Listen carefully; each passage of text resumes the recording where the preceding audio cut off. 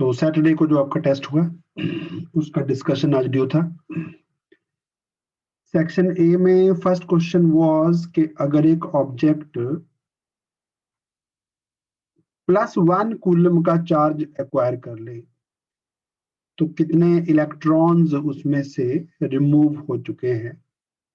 Electron बाहर निकालेंगे तो नेगेटिव चार्ज बाहर जाएगा, पीछे पॉजिटिव चार्ज आएगा। तो एक फॉर्मूला था बेटा, quantization of charge Q is equal two plus minus NE। तो क्योंकि चार्ज पॉजिटिव एक्वायर किया 1 कूलम चार्ज, और कितने इलेक्ट्रॉन्स निकालने से वो बनेगा, तो इलेक्ट्रॉन के चार्ज से मल्टीप्लाई करना था। 1.6 इंटू 10⁻⁻19 को नीचे लेके आओगे तो 10⁻19 ऊपर जाके +19 हो जाएगा। उसको हम ऐसा करते हैं, 10⁻19 की जगह पे ना यहाँ पे 10⁻18 लिख लेते हैं, ताकि एक 10 अपने पास यहाँ पे आ जाए और पॉइंट हटाओगे एक 0 और आ जाएगा। इसको 4 पे कैंसिल कर दीजिए, 25 आएगा ऊपर। 25/4 जो है वो 6.25 होता है, इंटू 10⁻18। इतने इलेक्ट्रॉन्स रिमूव करने पड़ेंगे। सेकंड क्वेश्चन था, define conductivity of a conductor. Conductivity होती है ability to conduct electric current, और इसका SI यूनिट पर ओम पर मीटर भी लिख सकते थे। कुछ बच्चों ने मो पर मीटर लिखा, वो भी ठीक है। सीमन पर मीटर लिखा, वो भी ठीक है बेटा। All are correct, half mark for each. Third question था, अगर एक इलेक्ट्रॉन को एक्सेलरेट करें V वोल्ट के पोटेंशियल डिफरेंस पे, इलेक्ट्रॉन का चार्ज E, V वोल्ट का पोटेंशियल डिफरेंस, इसके अंडर अगर स्पीड अप किया जाए, इधर नेगेटिव पोटेंशियल है, इधर पॉजिटिव, इलेक्ट्रॉन को नेगेटिव रिपेल करेगा, पॉजिटिव अट्रैक्ट करेगा, तो जो work done per unit charge होता है ना, that is equal to potential difference. तो जो वर्क होगा वो ही equal to change in kinetic energy होगा। इनिशियल काइनेटिक एनर्जी थी 0, तो जो भी ये वर्क हुआ वो equal to final kinetic energy आ जाएगा। अब क्योंकि आपको निकालनी थी इलेक्ट्रॉन की वेलोसिटी क्या है, तो अपना काइनेटिक एनर्जी को हाफ mv² लिखिए। कुछ बच्चों ने ना ये वाला v और ये वाला v कैंसिल कर दिया, कैंसिल नहीं होना था। एक पोटेंशियल डिफरेंस है, एक वेलोसिटी है, कैंसिल कैसे कर सकते हैं।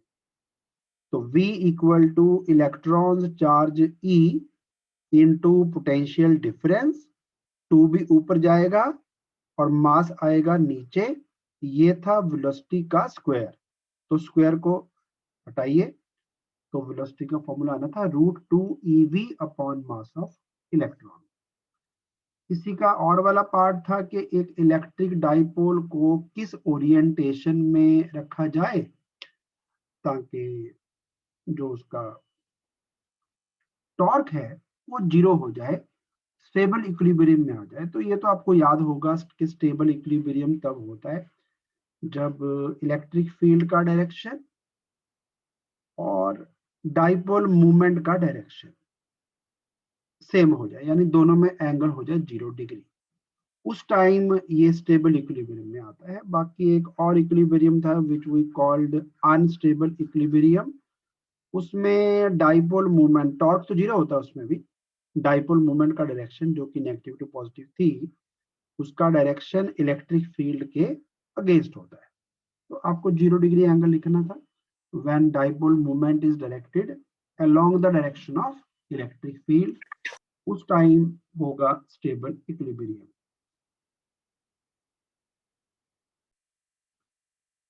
Question number 4, quite common question.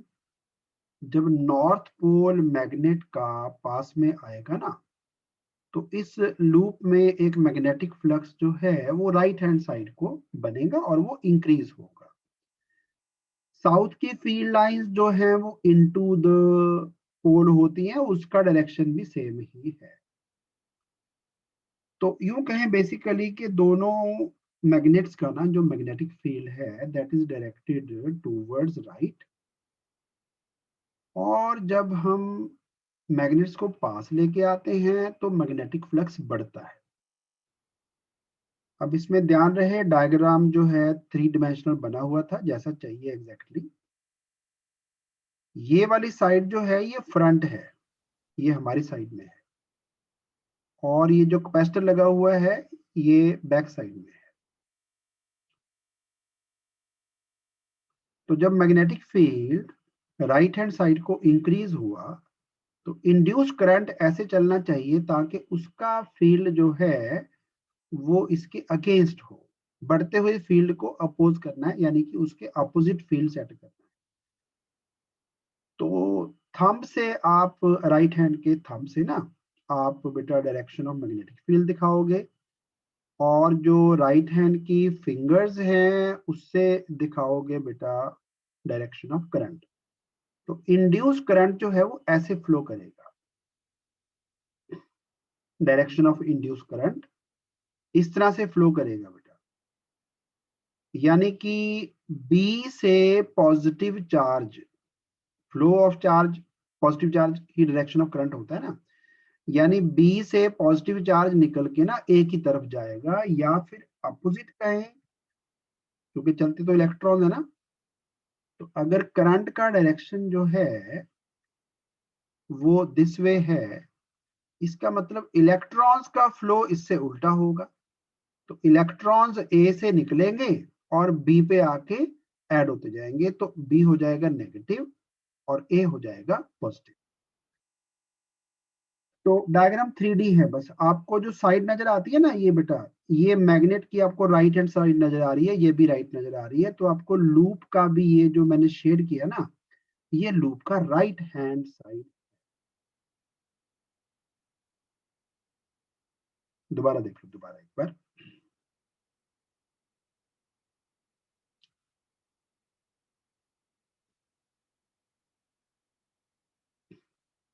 इसका कि वीडियो भी नेट पे डाला हुआ है बेटा, वो 3 डायमेंशनल है, 3D है, जरा थोड़ा सा बेटर समझाएगा। देखा हुआ है आपने? कम से कम उस दिन 55 बच्चों ने देखा है, मैंने चेक कर लिया था। दोबारा देख लो बेटा। जब ये मैग्नेट्स पास आएंगे तो इनका जो मैग्नेटिक फ्लक्स है वो होगा राइट हैंड साइड को। नॉर्थ में से फील्ड लाइंस बाहर निकलेंगी, वो भी राइट को होंगी। साउथ में फील्ड लाइंस अंदर एंटर करती हैं, उनका डायरेक्शन भी यहाँ पे राइट है। तो राइट हैंड साइड को मैग्नेटिक फ्लक्स इंक्रीज होगा when magnets are brought closer to the loop. Induce current अब ऐसा होना चाहिए कि इस बढ़ते हुए मैग्नेटिक फील्ड को वो अपोज करे। तो इंड्यूस करंट का फील्ड जो है वो लेफ्ट हैंड साइड को आना चाहिए। राइट हैंड के थंब से magnetic field left hand side को, तो फिंगर्स का जो डायरेक्शन है राइट हैंड का वो ऐसे बनेगा, यानी करंट यूं जाना है ऐसे। यानी कि अगर यहां से देखा जाए इधर से, तो जो करंट का डायरेक्शन है बेटा वो हमें दिस वे, यानी कि क्लॉकवाइज डायरेक्शन में दिखेगा। इधर से देखने पे क्लॉकवाइज मतलब बी से पॉजिटिव चार्ज निकल के ए पे डिपॉजिट होगा, उल्टा कहें ए से इलेक्ट्रॉन निकल के बी पे डिपॉजिट होंगे। तो ए पे पॉजिटिव चार्ज, बी पे नेगेटिव चार्ज। चलिए, फिफ्थ क्वेश्चन था इलेक्ट्रोमैग्नेटिक वेव्स की जो स्पीड है वैक्यूम में, उसका इलेक्ट्रिक और मैग्नेटिक फील्ड से क्या रिलेशन है। तो आपको C equal to E naught by B naught लिखना था। क्वेश्चन नंबर 6 था represent graphically the variation of electric field with distance from a uniformly charged plane sheet. तो प्लेन शीट का जो इलेक्ट्रिक फील्ड है वो तो बेटा डिस्टेंस पे डिपेंड ही नहीं करता, उसकी value permanently sigma by 2 epsilon not होती है। तो एक स्ट्रेट लाइन आपको ड्रॉ करनी है बस। अगर कोई चीज कांस्टेंट रहे, चेंज ना हो, तो ग्राफ जो है वो straight line parallel to x axis, ये सिग्मा बाय 2 एप्सिलॉन नॉट आ गया फील्ड, यही ड्रॉ करना था।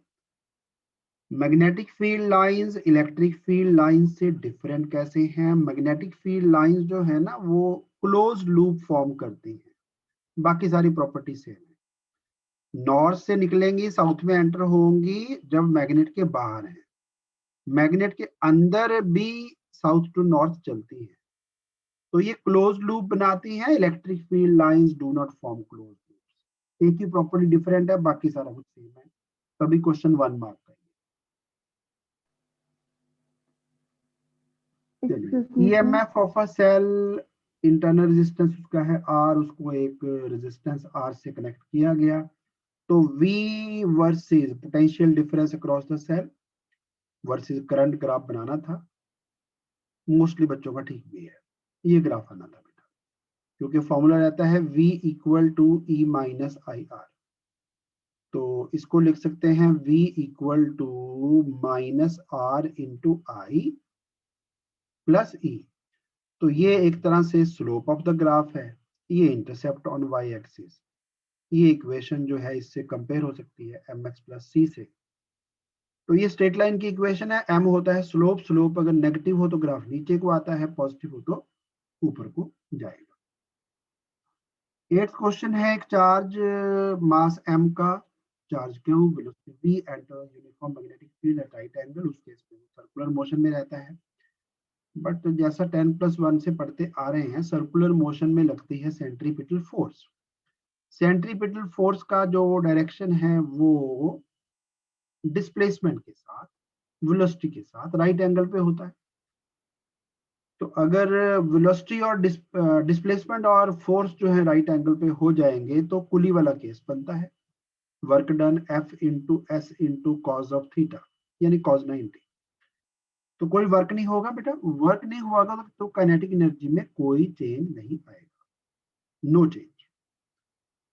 क्वेश्चन नंबर 9 आपको दिया था, direction of electric field along negative x axis.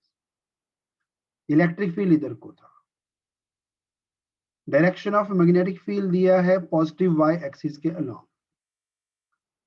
तो direction of velocity of the wave किधर को होगी, तो v जो है उसका डायरेक्शन, ये लिखा था हमने प्रॉपर्टीज में, वो E क्रॉस B के डायरेक्शन में होता है।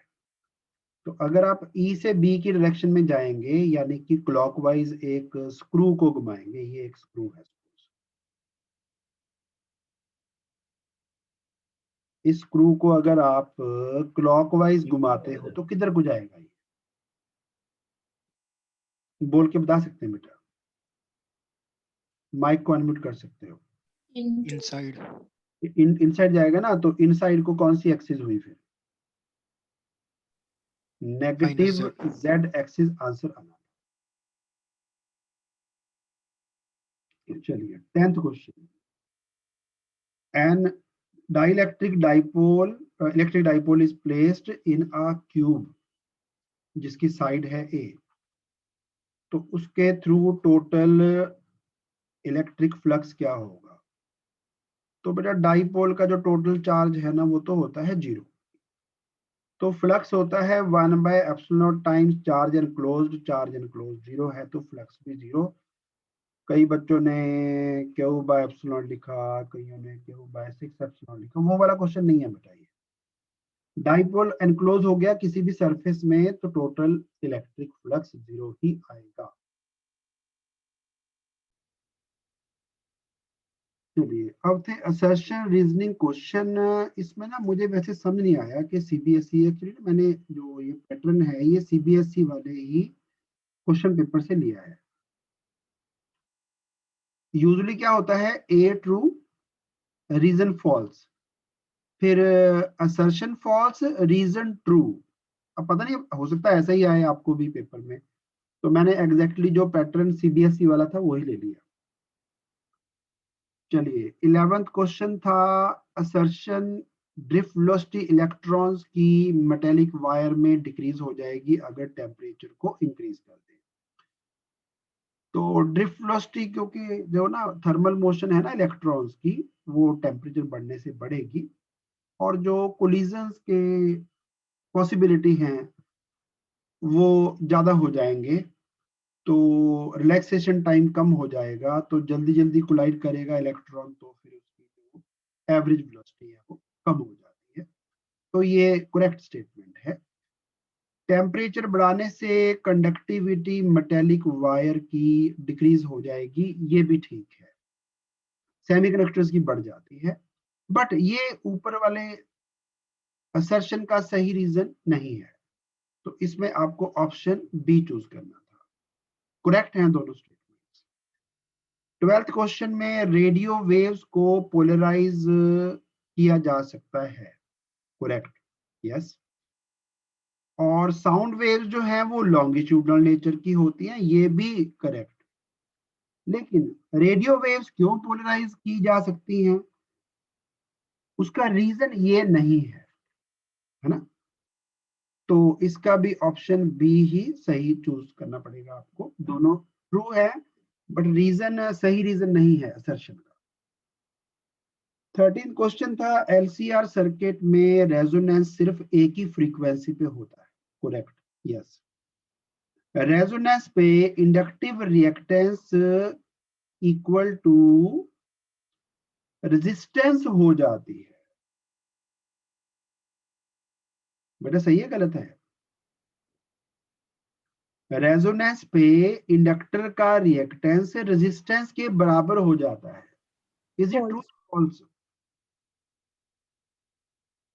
ये फॉल्स है ना। तो assertion is true but reason is false, इसका आंसर आना था सी। चलिए अब क्वेश्चन नंबर 14। एक्चुअली ना कुछ बच्चों ने ध्यान से पढ़ा नहीं, उन्होंने पढ़ा शायद inductive reactance is equal to capacitive reactance, कुछ ने गलती से ये पढ़ लिया, सो ध्यान से पढ़ना भी है। 14 में था electric field lines are parallel to equipotential surface, है ना, ये तो गलत है। इक्विपोटेंशियल सरफेस को फील्ड लाइन राइट एंगल पे होती हैं। असर्शन फॉल्स हो जाए फिर अपने पास ऑप्शन वैसे ही डी है। रीजन दिया, electric field lines do not pass through dielectrics. Dielectric में से फील्ड लाइंस क्रॉस करती हैं, लेकिन वो थोड़ी सी डाइल्यूट हो जाती है, अंदर इलेक्ट्रिक फील्ड का स्ट्रेंथ कम हो जाता है। यानी अगर बाहर इलेक्ट्रिक फील्ड ई नॉट है तो अंदर electric field E naught by K होता है, बट फील्ड तो एग्जिस्ट करता है अंदर भी, राइट। कंडक्टर होता तो नहीं पास होती, तो रीजन भी फॉल्स है, तो इसका आंसर आना था डी।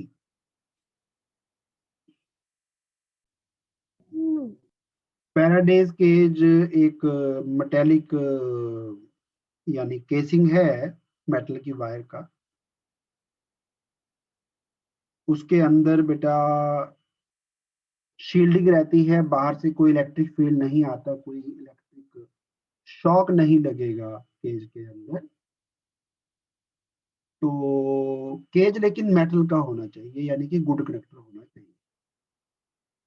तो 15th क्वेश्चन था कौन सा मटेरियल यूज किया जा सकता है फैराडेज केज के लिए, वो मटेरियल मेटल होना चाहिए, तो सी ऑप्शन। रियल वर्ल्ड में फैराडेज केज का एग्जांपल आपको बताया था कि अगर बिजली चमक रही है, लाइटनिंग डे है, उस दिन कार के अंदर आप रहेंगे तो बेटा आपको इलेक्ट्रिकल शॉक नहीं लग सकता, कार के अंदर यू आर सेफ।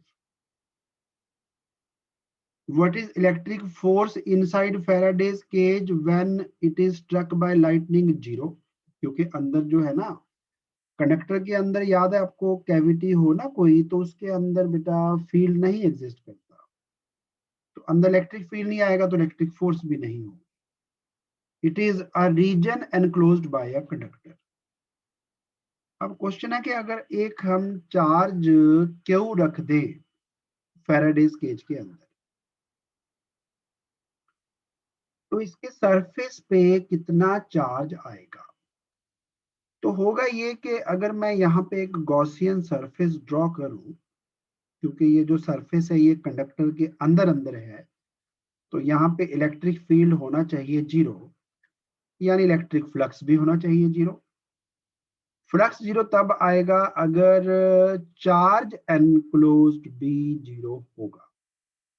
तो इस गॉसियन सरफेस के अंदर अंदर जो मैंने डॉटेड ड्रॉ किया, चार्ज एनक्लोज 0 आना चाहिए। तो वो 0 चार्ज तब आएगा अगर अंदर की तरफ एक चार्ज माइनस क्यू इंड्यूस होगा। लेकिन इंड्यूस चार्ज में क्या होता है कि अगर इधर चार्ज माइनस क्यू आ गया तो फिर उसके अपोजिट साइड पे प्लस क्यू भी आएगा, क्योंकि टोटल चार्ज तो इस कंडक्टर का 0 था पहले से ना।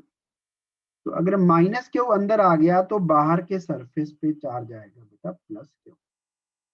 तो क्वेश्चन क्योंकि सीबीएसई का है सैंपल पेपर का, तो मैंने क्वेश्चन अपने पास से नहीं डाला। तो इसमें क्वेश्चन में एक थोड़ा सा फ्लॉ है, कमी है। वो ये है कि कौन से सरफेस पे चार्ज पूछ रहे हैं, इनर और आउटर। तो जिन बच्चों ने प्लस क्यू आंसर दिया उनका भी मैंने ठीक किया है, जिन्होंने माइनस क्यू आंसर दिया है उनका भी ठीक किया है। अंदर के सरफेस पे चार्ज माइनस क्यू, बाहर के सरफेस पे charge plus Q, Gaussian theorem use करके निकलता है। चलिए आगे बढ़ते हैं। इसमें बेसिकली जो ना एक ट्रांसफॉर्मर कंस्ट्रक्ट किया एक स्टूडेंट ने, बाकी स्टेटमेंट आपने पढ़ लिया होगा। क्वेश्चन था सप्लाई फ्रीक्वेंसी अगर हम ट्रांसफॉर्मर की इंक्रीज कर दें तो सेकेंडरी वाले टर्म्स पे आउटपुट वोल्टेज पे क्या इफेक्ट आएगा। ऐसा है कि जो इंड्यूस्ड ईएमएफ है ना, वो नंबर ऑफ टर्न्स सेकेंडरी की बात करें तो into rate of change of flux.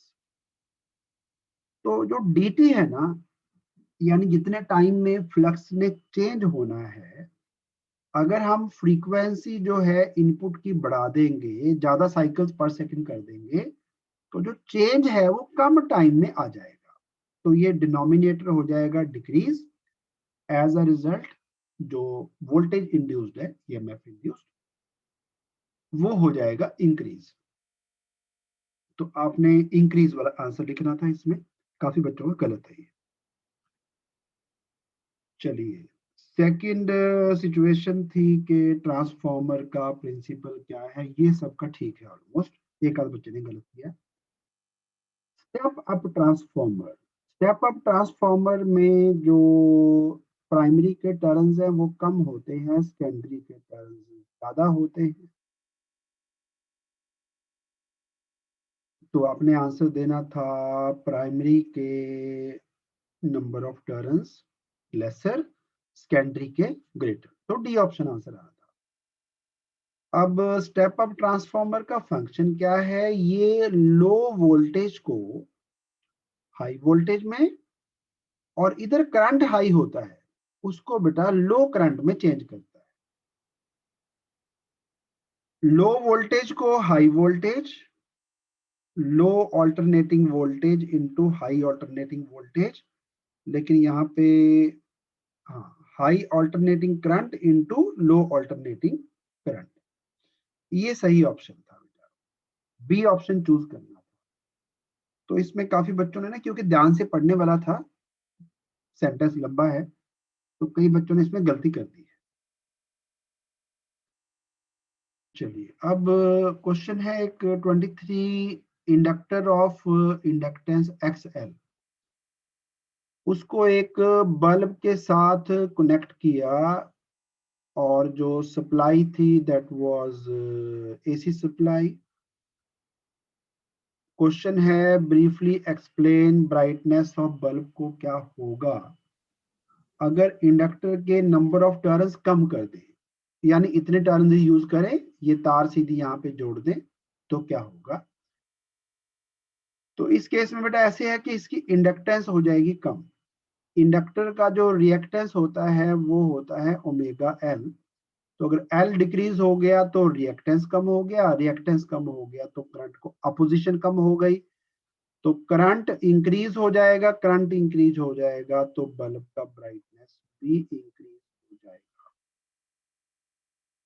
दूसरा क्वेश्चन है कि अगर इसके अंदर एक हम ऐसा कैपेसिटर डाल दें जिसकी रिएक्टेंस जो है वो इंडक्टर के बराबर ही हो जाए, तो बेटा फिर रेजोनेंस वाली कंडीशन हो जाएगी। इंडक्टर की रिएक्टेंस अगर कैपेसिटर के बराबर है तो ये आपस में एक दूसरे को कैंसिल कर देंगे, यानी जो इंडक्टर रेजिस्टेंस ऑफर कर रहा था वो पूरी तरह से खत्म हो जाएगा।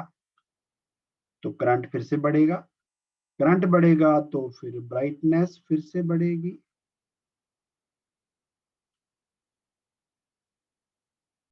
चलिए नाउ क्वेश्चन नंबर 24। इस क्वेश्चन में काफी बच्चों ने गलत आंसर निकाला बेटा। पॉइंट ओ पे 3 पार्ट्स थे करंट के, पी क्यू, क्यू एस और एस टी। एंटायर वायर का फील्ड निकालना था पॉइंट ओ पे। तो magnetic field due to P Q and magnetic field due to S T, ये तो आएगा 0। रीजन, जो पॉइंट ओ है वो उसी लाइन पे है जिस लाइन में पी क्यू और एस टी है।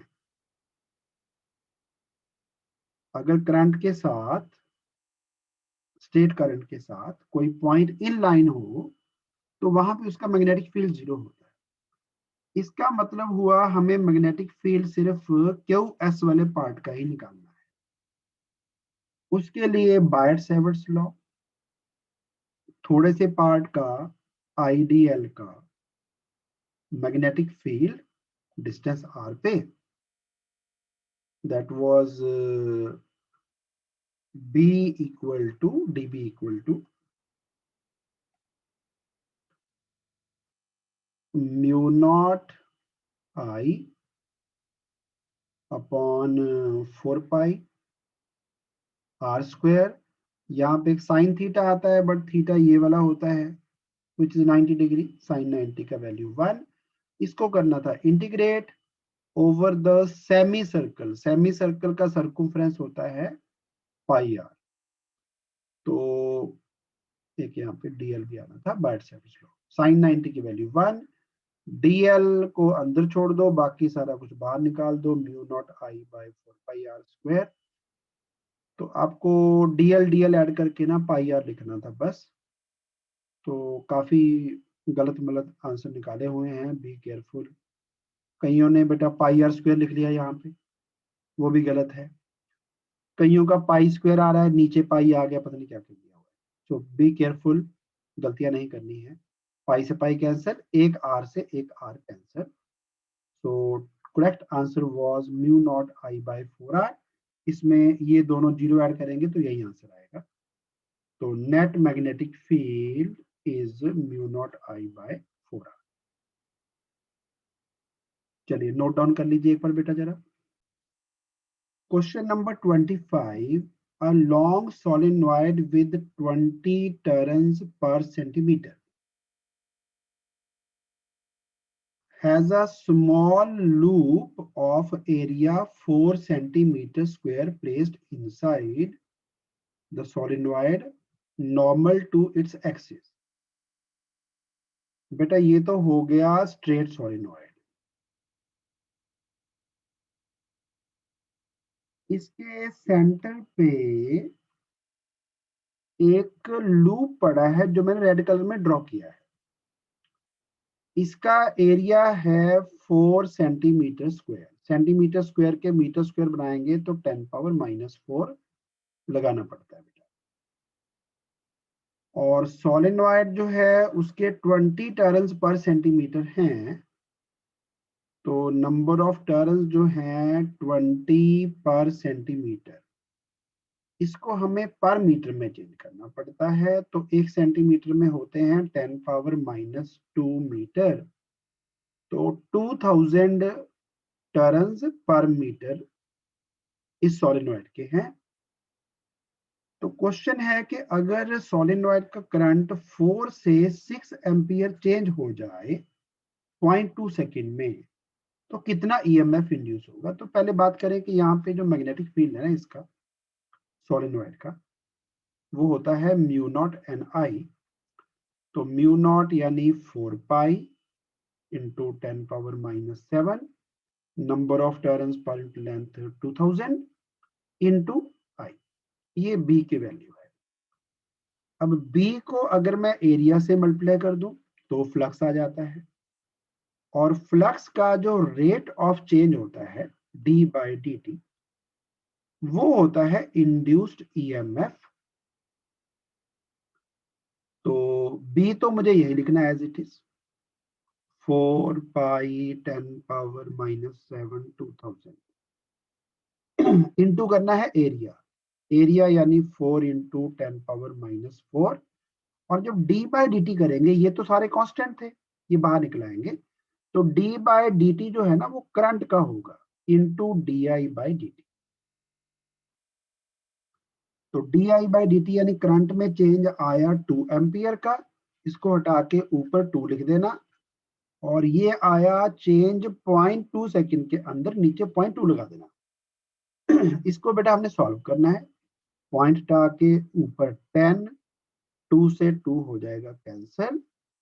अब आपको 4 इंटू 2 8, 8 इंटू 4 32, 32 को पाई यानी 3.14 से मल्टीप्लाई, बाकी बचे सारे 10 के पावर, यहाँ पे 1, फिर -7, फिर 3 पॉजिटिव, फिर 4 नेगेटिव। 32 को ना 3.14 से मल्टीप्लाई करेंगे तो आंसर जो है वो अप्रोक्सीमेटली 100 आता है। बाकी डेसिमल में क्या आएगा अपने आप निकालना। और 10 का पावर देखो बेटा क्या बचा, ये है आपका 11, या यूं करो बेटा, ये -4 था ना, -4, इसको +4 से कैंसिल, तो यहाँ पे 10 पावर -7, तो ये 100 है, 2 जीरो इधर एडजस्ट कर दो, तो अप्रोक्सीमेट आंसर जो है ना वो 10 पावर -5 वोल्ट आना है। एक बार नोट डाउन कर लेंगे, डाउट है तो बेटा पूछ सकते हैं, माइक को अनम्यूट कर सकते हैं। Question number 26, most of the students have done correctly. यानी एक बैटरी है जो कि 12 वोल्ट की थी, लेकिन उसका अपना इंटरनल रेजिस्टेंस भी है 2 ओम, उससे एक 4 ओम के रेजिस्टेंस को करंट दिया जा रहा है। तो एमीटर जो है वो करंट की रीडिंग बताएगा, जो वोल्ट मीटर है वो बताएगा सेल के अक्रॉस टर्मिनल पोटेंशियल डिफरेंस कितना रह गया। तो स्ट्रेट फॉरवर्ड फॉर्मूले थे, करंट इक्वल टू ईएमएफ यानी कि 12 वोल्ट। इस ईएमएफ ने करंट जो है ना वो एक्सटर्नल और इंटरनल दोनों रेजिस्टेंस में भेजना होता है, तो 4 ओम भी आएगा 2 ओम भी आएगा, तो करंट तो आ जाएगा 2 एम्पियर। और जो टर्मिनल वोल्टेज थी उसका फॉर्मूला था E - IR। तो स्ट्रेट फॉरवर्ड क्वेश्चन था, ज्यादा मुश्किल नहीं था इसमें। EMF 12 volt, 2 ampere current, internal resistance 2 ओम, तो ये आएगा 8 वोल्ट। तो ये मोस्टली बच्चों ने ठीक किया हुआ। Question number 27, mutual inductance of a pair of coils में क्या चेंज आएगा अगर कॉइल्स के बीच के डिस्टेंस को बढ़ा दें। दो कॉइल्स को बेटा दूर दूर प्लेस करेंगे तो उनका आपस में जो म्यूचुअल इंडक्शन है, जो मैग्नेटिक फ्लक्स का लिंकेज है वो कम हो जाएगा, तो म्यूचुअल इंडक्टेंस कम हो जाएगी। दूसरा है number of turns in each coil are reduced. Number of turns कम करेंगे तो मैग्नेटिक फील्ड कम हो जाएगा इसका। ऊपर से इसके टर्न भी कम कर दिए तो फिर इसको जो मैग्नेटिक फ्लक्स मिलेगा नंबर ऑफ टर्न्स कम होने का वो भी डिक्रीज हो जाएगा, तो m का वैल्यू इस केस में भी डिक्रीज। तो दोनों केस में आंसर डिक्रीजेस डिक्रीज। ये था easiest question of this test. Vertical component of earth magnetic field is √3 times the horizontal component. Angle of dip निकालिए और हॉरिजॉन्टल कंपोनेंट निकालिए, क्या आएगा। टोटल फील्ड आपको गिवन है, तो बी वर्टिकल को बी हॉरिजॉन्टल से डिवाइड करें तो आता है tan of angle of dip. तो tan डेल्टा अगर √3 है, that means angle of dip is 60 degree. और हॉरिजॉन्टल कंपोनेंट होता है total field into cos delta, फॉर्मूले आपको याद होंगे। तो टोटल फील्ड 0.4, कॉस ऑफ 60 का वैल्यू 1/2, तो 0.2 कॉस। बस दो पार्ट निकालने थे, 2 मार्क्स।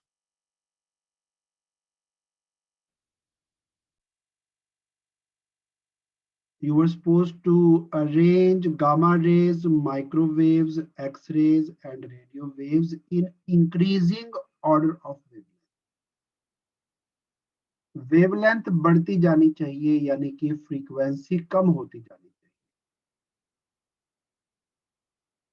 तो सबसे कम जो है इनमें वो है गामा रेज का wavelength.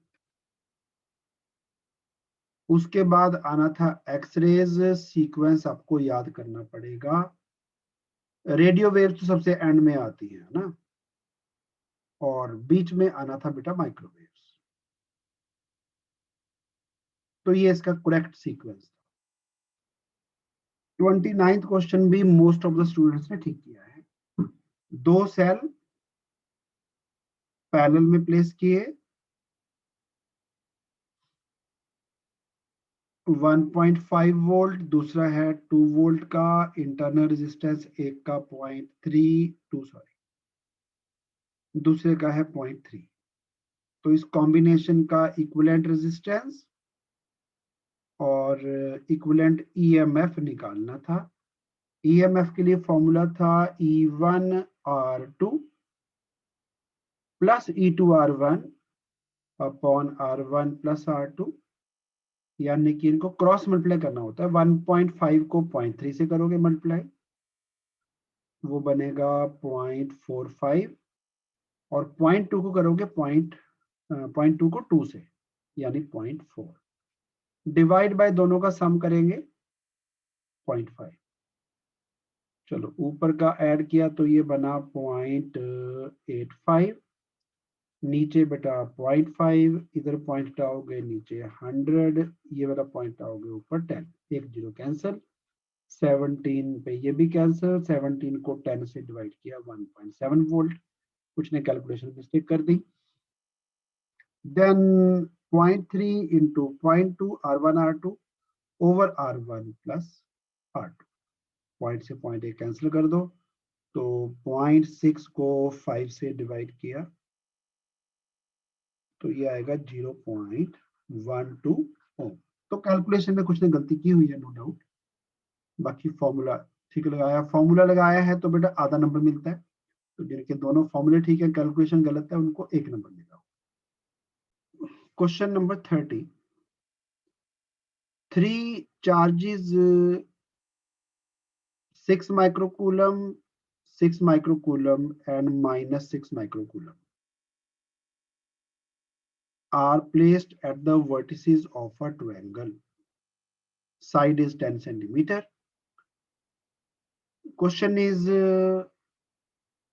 find the amount of work done in bringing these charges from infinity to the given configuration.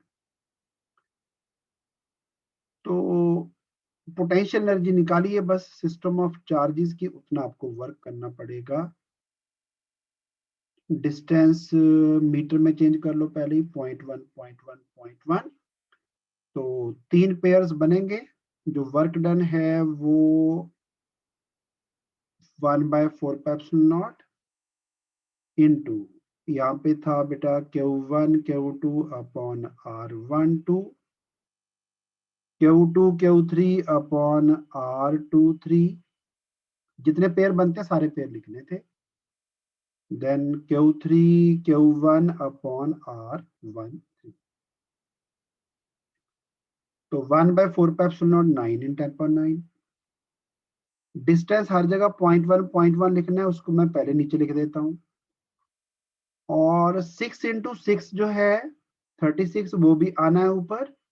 और माइक्रो कूलम के जब कूलम बनाओगे तो 2 बार 10⁻⁻6 यानी -12 आना।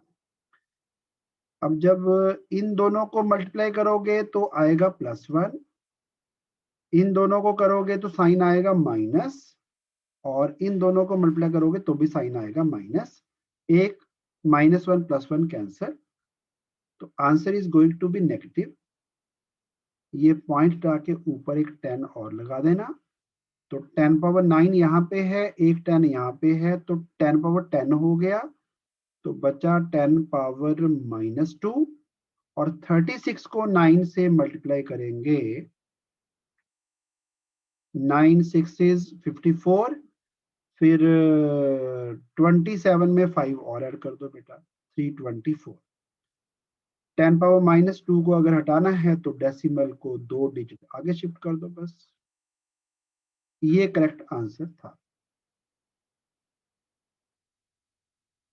चलिए 31 मैं छोड़ रहा हूँ आपके लिए, ये सिंपल सी डेरिवेशन थी। 3 कैपेसिटर को सीरीज में लेके ना बैटरी से कनेक्ट करके जो बैटरी का वोल्टेज है उसको V1 V2 V3 तीनों के क्रॉस डिस्ट्रीब्यूट करोगे।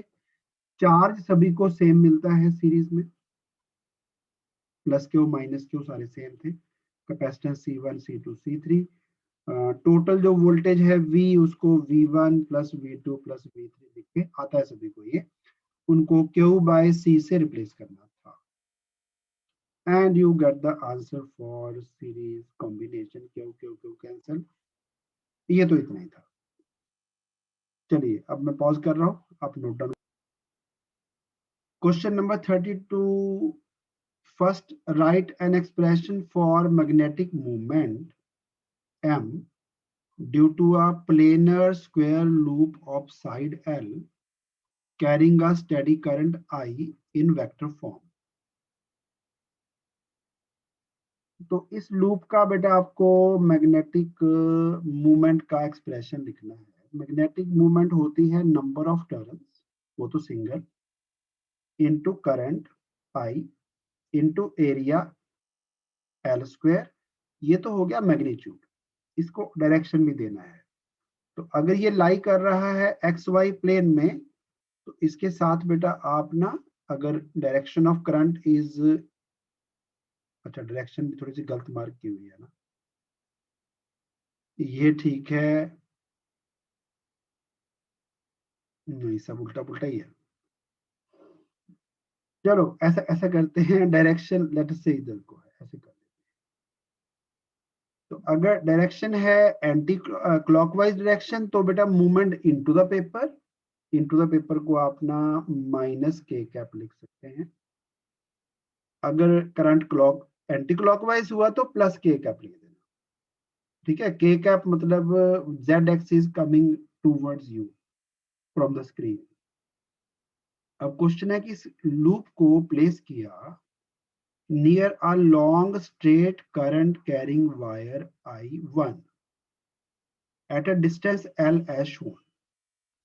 Give reason to explain that loop will experience a net force but no torque।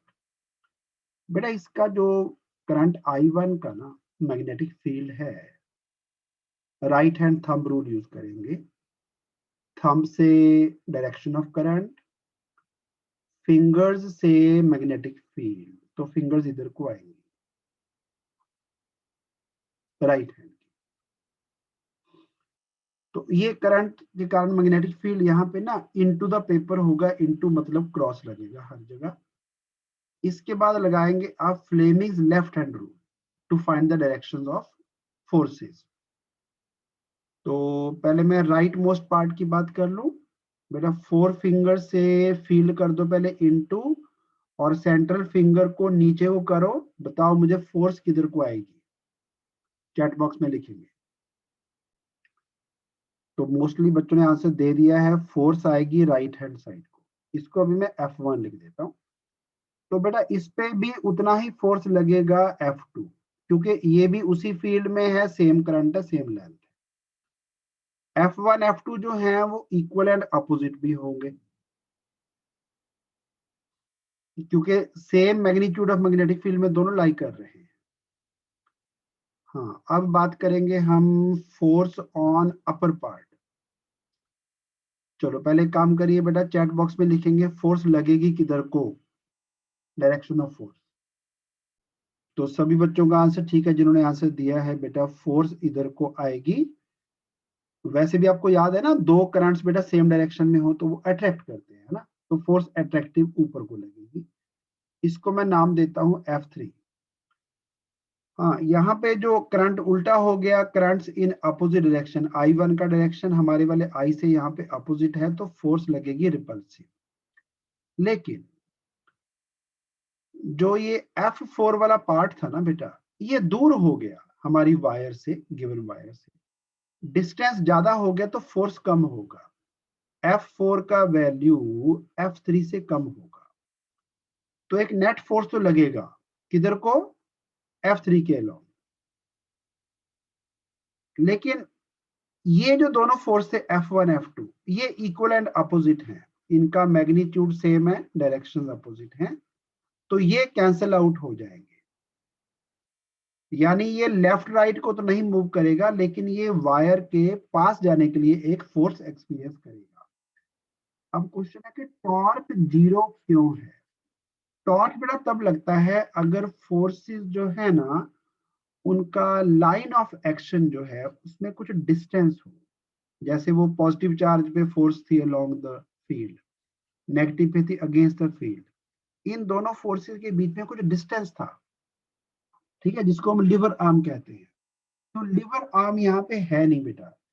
F1 F2 भी सेम लाइन के लॉन्ग लग रहे हैं, F3 F4 भी सेम लाइन के लॉन्ग लग रहे हैं, तो लाइन ऑफ एक्शन सेम होने के कारण टॉर्क जीरो आएगा।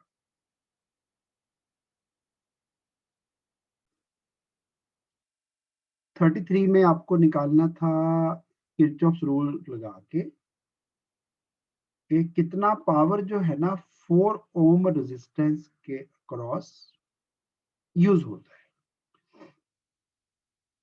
तो आपके पास ना बेटा दो अननोन है, करंट I1 I2, इनको निकालने के लिए आपको दो जगह लूप रूल लगाना है। तो पहले इधर को चल पड़ो, ऐसे कर लेते हैं। ए से इधर को आए तो 4 times I1 plus I2 positive, इधर से इधर गए तो 2 टाइम्स I1 और बैटरी का नेगेटिव पहले आ गया -12 इक्वल टू 0। 12 को राइट पे ले जाओ, +12 आ जाएगा। 4I1 एक, 2I1 एक, यानी कि 6I1 plus 4I2 equal to 12। ये आपकी इक्वेशन नंबर 1। अब एक बार इधर को चल पड़ो ऐसे, तो ई से पहले ए गए, कोई रेजिस्टेंस नहीं है, ए से डी की तरफ आओगे तो फिर से वही 4I1 प्लस I2, और इधर को आओगे बेटा सिर्फ -6 लिखना है इक्वल टू 0। तो 4I1 plus 4I2 equal to 6, ये दूसरी इक्वेशन हो गई। नीचे वाली इक्वेशन को माइनस कर दो बेटा, फर्स्ट वाली में से 4I2 कैंसल, 6 माइनस 4 करेंगे 2I1 इक्वल टू 12 में से 6 माइनस करेंगे तो, यानी कि I1 इक्वल टू 3 एम्पियर। अब बचा I2 क्या आएगा, तो 4I1 plus 4I2 equal to 6। I1 की वैल्यू बेटा डालेंगे 3, तो ये बना 12, 12 को इधर लेके जाएंगे, 6 माइनस 12 यानी -6, 4I2, तो I2 इक्वल टू -3/2 यानी 1.5 एम्पियर। तो ये जो करंट है ना I2 जो मार्क किया हुआ है, ये इधर को आने की बजाय इधर को आएगा, राइट। तो I1 था 3 एम्पियर, 3 में से बेटा इधर को चला गया 1.5, तो इधर को क्या जाएगा 1.5 एम्पियर, या I1 प्लस I2 कर लो, आपकी मर्जी है। I1 प्लस I2 करोगे ना तो बेटा 3 माइनस 1.5, तो 1.5 एम्पियर करंट जा रहा है रेजिस्टेंस 4 ओम में से। तो कितना पावर मिला इसको, पावर का फॉर्मूला था बेटा I² इंटू R, करंट की फॉर्म में लिखे तो 1.5 का स्क्वायर यानी कि 3/2 का स्क्वायर, दो बार कर दो चलो 3/2, रेजिस्टेंस 4 ओम था, 2 इंटू 4 कैंसिल, तो 9 वॉट पावर आना था। चलिए नोट डाउन करेंगे बेटा एक बार। 34 अपने आप करेंगे। जो 34 का और वाला पार्ट था ना, इसमें आपको बेटा क्या करना था, आपने ना डायरेक्टली फॉर्मूला लगा दिया कई बच्चों ने।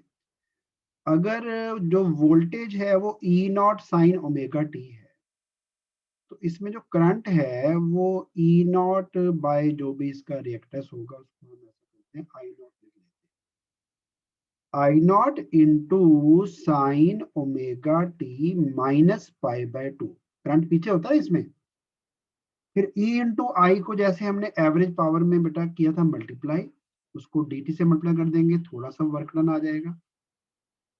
इसको आप इंटीग्रेट करेंगे फ्रॉम जीरो टू टी, आगे अपने आप करके देखना, तो टोटल वर्क डन को बाद में टाइम टेकन से डिवाइड कर देना, वो आएगी एवरेज पावर। लेकिन इसको जब सॉल्व करोगे ना तो आंसर जीरो आ जाएगा, तो जीरो बाय बेटा टी करोगे तो वो भी जीरो ही आएगा। तो सीधा नहीं पुट करना, इसको एक बार अपने आप ट्राई करना बेटा, इन दोनों को मल्टीप्लाई करके इंटू डी टी करके करो इंटीग्रेट, ताकि total work done over complete cycle आ जाए, उसको फिर time taken for complete cycle से डिवाइड करना है। क्वेश्चन नंबर 35 बहुत बच्चों का गलत है, तो इसको मैं डिटेल में डिस्कस कर रहा हूं। एक पोटेंशियोमीटर वायर है जिसकी लेंथ है 600 सेंटीमीटर, और एक सेल 2 वोल्ट का, वो बैलेंस हो जाता है, गैल्वेनोमीटर में जीरो रीडिंग आ जाती है 500 सेंटीमीटर लेंथ पे।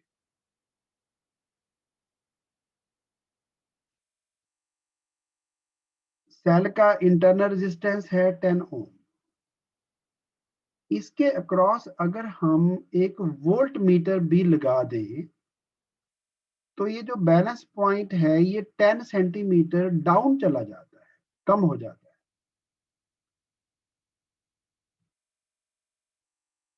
तो क्वेश्चन है, एक तो पूरी वायर का रेजिस्टेंस निकालो क्या है अगर उसमें करंट चल रहा था 40 मिली एम्पियर।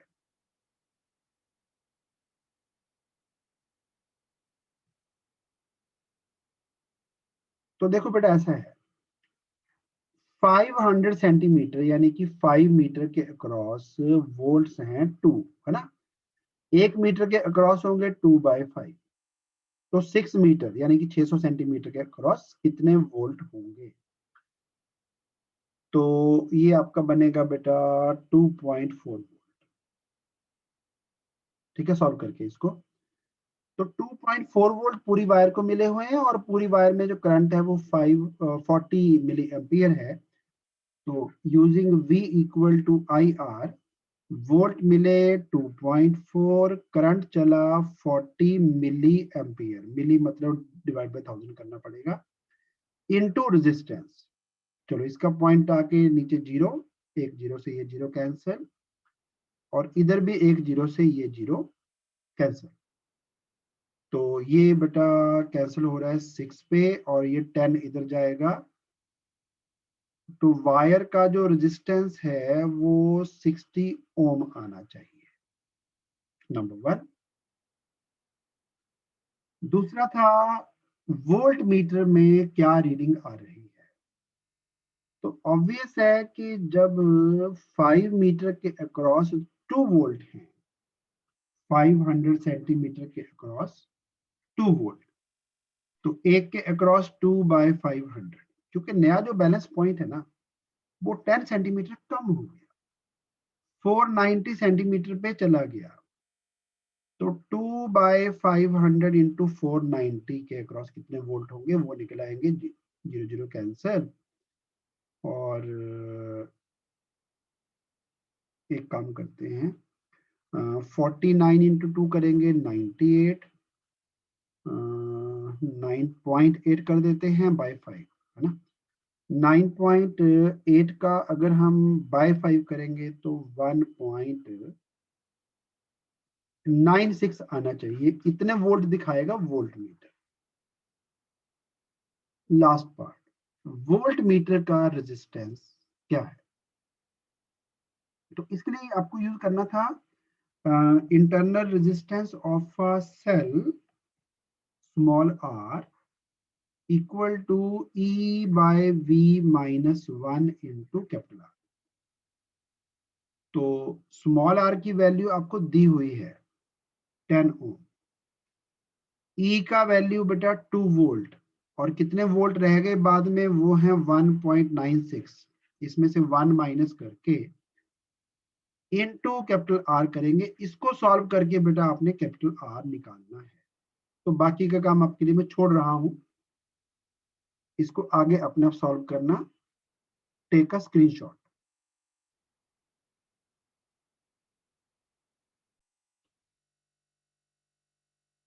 चलिए जी, क्वेश्चन नंबर 36 में आपको इंडक्टर की एनर्जी स्टोर निकालनी थी और सेल्फ इंडक्टेंस क्या है वो बताना था। तो ये वाला पार्ट आपके अपने करने वाला है। 37 में इलेक्ट्रिक डाइपोल पे टॉर्क निकालना था। बी पार्ट में आपके पास दो शीट्स थी जिनकी चार्ज डेंसिटी थी सिग्मा एंड -2 सिग्मा, और उनमें डिस्टेंस था डी। Distance doesn't matter. पहली शीट के लेफ्ट पे इलेक्ट्रिक फील्ड निकालिए। लेफ्ट में बेटा पॉजिटिव का इलेक्ट्रिक फील्ड अवे, नेगेटिव का टूवर्ड्स, लेकिन इसकी डेंसिटी ज्यादा है तो ये वाला फील्ड बड़ा होगा 2 sigma by 2 epsilon naught as compare to this electric field. Positive वाले का फील्ड छोटा होगा। अंदर की बात करें तो बेटा पॉजिटिव का अवे वो भी राइट को आएगा, नेगेटिव का टूवर्ड्स वो भी राइट को आएगा, तो दोनों को प्लस करना था। और राइट में चले जाएं, राइट में बेटा नेगेटिव का टूवर्ड्स लेफ्ट को आएगा, पॉजिटिव का अवे राइट को आएगा, तो दोनों में एंगल फिर से 180, और इनको फिर से आपको माइनस करना है। चलिए आगे चलते हैं। 38 नंबर क्वेश्चन सारा आपके अपने करने वाला था। मूविंग कॉइल गैल्वेनोमीटर में रेडियल मैग्नेटिक फील्ड का क्या रोल है, सॉफ्ट आयरन कोर का। ये बेटा थ्योरेटिकल क्वेश्चन है, इसको अपने आप करेंगे। करंट सेंसिटिविटी बढ़ाने से वोल्टेज सेंसिटिविटी जरूरी नहीं है इंक्रीज हो जाएगी। ये क्वेश्चन भी बेटा पुराना क्वेश्चन है, 2 बार डिस्कस भी हो चुका है, so you can manage it yourself. अब मुझे क्वेश्चन नंबर 39 में ना जो बी पार्ट था वो डिस्कस करना है। एक आइडियल ट्रांसफॉर्मर है, उसके प्राइमरी टर्न्स 200, सेकेंडरी के टर्न्स बेटा 1000, और जो पावर दी प्राइमरी को 200 वोल्ट पे दी, वो इधर वोल्ट पे 200 थे, और पावर थी 10 किलो वॉट, किलो मतलब 1000, साथ में मल्टीप्लाई कर दो। आउटपुट का वोल्टेज बताओ एक तो कितना है बेटा। टर्न्स का रेशो हो गया 5 टाइम्स, है ना। सेकेंडरी के turns by primary turns is equal to secondary voltage by primary voltage. तो ऊपर बेटा 1000, नीचे 200, सेकेंडरी वोल्टेज निकालनी है, प्राइमरी वोल्टेज थी 200, तो इसको कैंसिल करो। तो सेकेंडरी के अक्रॉस जो ईएमएफ है वो 1000 वोल्ट आएगा। और करंट प्राइमरी में क्या होगा, करंट पावर तो सेम रहती है बेटा इनपुट आउटपुट में ना, तो जो इनपुट पावर है वही आउटपुट पावर है। पावर है 10,000, power equal two volts into current. Primary हमने वोल्ट दिए 200, करंट निकालना है प्राइमरी का, तो ये कैंसिल हो जाएगा बेटा 50 पे। तो प्राइमरी करंट 50 एम्पियर। ये भी मोस्टली स्टूडेंट्स का ठीक है, वैसे कुछ ने गलत किया बेटा वो अपनी करेक्शन देख लो। So that was all in today lecture. Thank you for joining. Screenshot ले लो इसका, एक बार अपने आप भी करके देखो। Thank you for joining.